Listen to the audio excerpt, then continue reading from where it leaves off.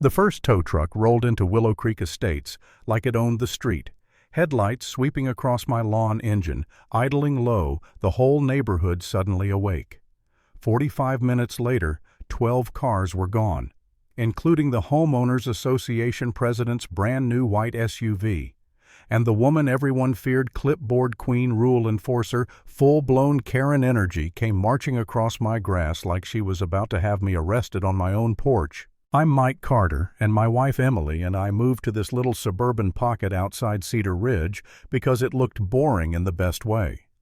Quiet cul-de-sac, trimmed hedges, kids on bikes, the kind of place where the loudest thing at night is a sprinkler clicking on.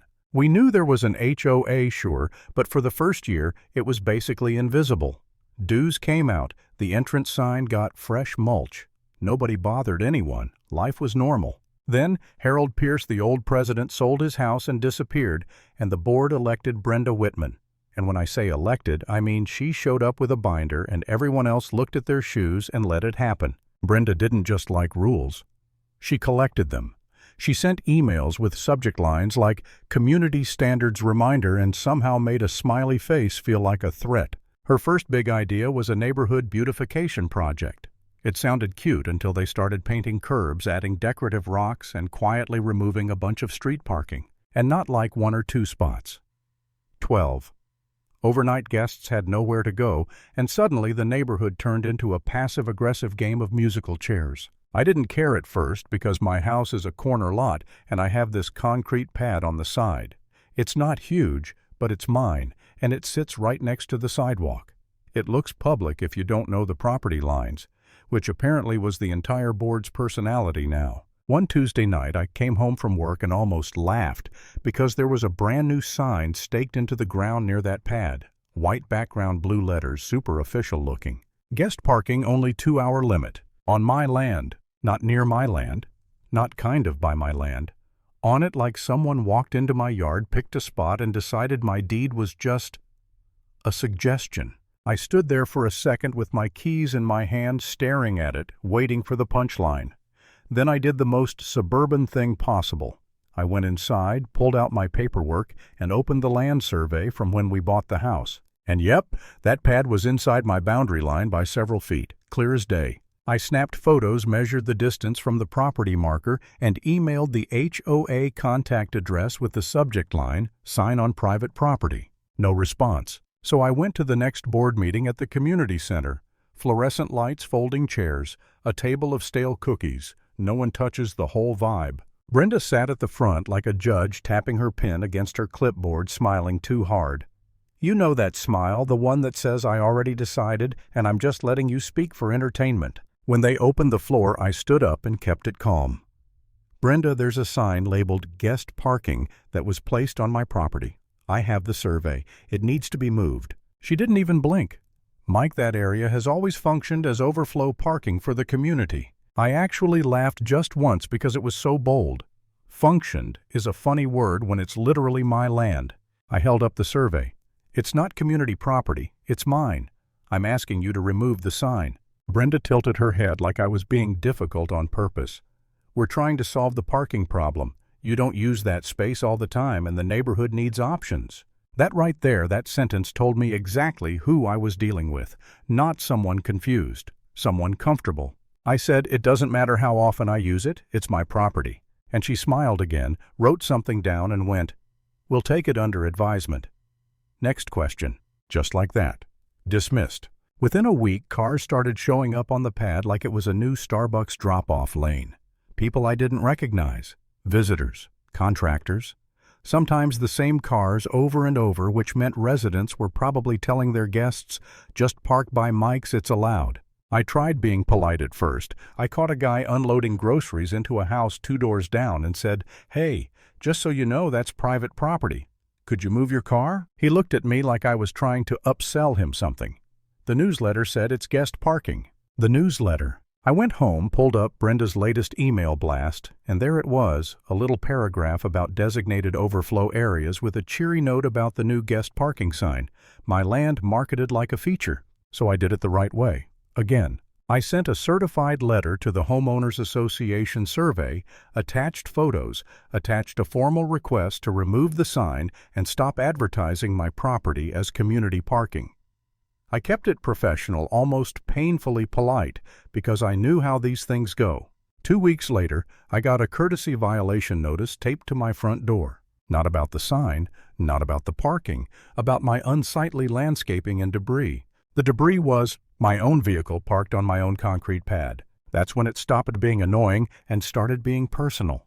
Emily found me standing in the kitchen with that notice in my hand, just staring at it like it might change if I blinked. She said, "Are they really doing this?" I nodded, and I could feel that tired, heavy anger settle into my chest.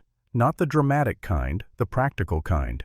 The kind that makes you realize you're about to spend your free time fighting paperwork instead of living your life. For a couple days, I honestly thought about folding, paying the fine, letting them have the space, avoiding the stress. Not because I believed they were right, but because I knew exactly how exhausting they could be. Then I looked out the window and saw another car pull onto my pad like it was nothing, like I was nothing, and something in me clicked. If I let this go, it wouldn't stop here. It never stops at one sign. So I called a local towing company. The owner's name was Ray Dalton, and he sounded like he'd been awake since 1998. I told him the situation: private property, unauthorized vehicles, HOA, acting like they owned it. Ray didn't act shocked. He just said, "Yeah, I've met that type. You got proof it's yours?" "I've got a survey photo, certified mail receipts," I said. "Perfect," he replied. "You want a standing authorization?" That phrase, standing authorization, felt like oxygen. I signed the paperwork. Any unauthorized vehicle on my property could be towed at the owner's expense. No debates, no begging, no courtesy. Next, I put up my own sign, big letters, no cute wording. "Private property, unauthorized vehicles will be towed." Then I installed a motion-activated camera facing the pad because I wasn't going to win this with vibes. I wanted clean footage, clean timelines, clean facts. 2 weeks later, Brenda's next masterpiece hit inboxes: the summer community celebration. Food trucks, music, a little family event to remind everyone how connected we were. And right in the middle of it, bold as ever, parking would be limited. Guests should use all designated overflow areas, including the guest parking space. My space. I just sat there reading it, feeling that calm kind of anger again. The kind that's almost quiet because now you have a plan. Event night came, and by 6:30 my pad was full. Cars stacked like a dealership lot. Sedans, SUVs, a pickup that stuck out halfway into the sidewalk. And then Brenda's white SUV rolled up and parked dead center like a signature. I didn't do anything right away. I waited until the party noise settled in, until everyone was distracted by funnel cakes and whatever song the DJ thought was still cool. At 8 o'clock I called Ray. "I've got about 12, I said. On my way, he answered like I'd ordered pizza. The first tow truck arrived at 8:15. Then another, then a third. No yelling, no speeches, no drama, just metal chains, hydraulic lifts, and the smooth, unforgiving sound of consequences. Car after car disappeared into the night, one by one. Efficient, quiet, final. Around 9:15 I heard rapid footsteps on the sidewalk, the sharp kind, the kind that means someone is not coming to chat. Brenda stormed across my lawn like she was crossing a courtroom, face tight, eyes wide, voice already climbing. "What did you do?" she snapped. "Where are the cars? Where is my car?" I was sitting on my porch with a glass of water because I wanted to be calm when she arrived. I wanted her to see that I wasn't panicking. I was done. I said I had them towed. Brenda looked like her brain short-circuited. "You can't do that. That's designated guest parking." I pointed at my sign. "It's private property." She stepped closer, voice dropping into that clipped, commanding tone. "The Homeowners Association authorized it. You're interfering with community access." I leaned forward, set my glass down, and reached for the folder I'd kept by the door, survey on top, certified letter receipts behind it, photos, the violation notice, the newsletter screenshot. I held the survey out like it was a mirror.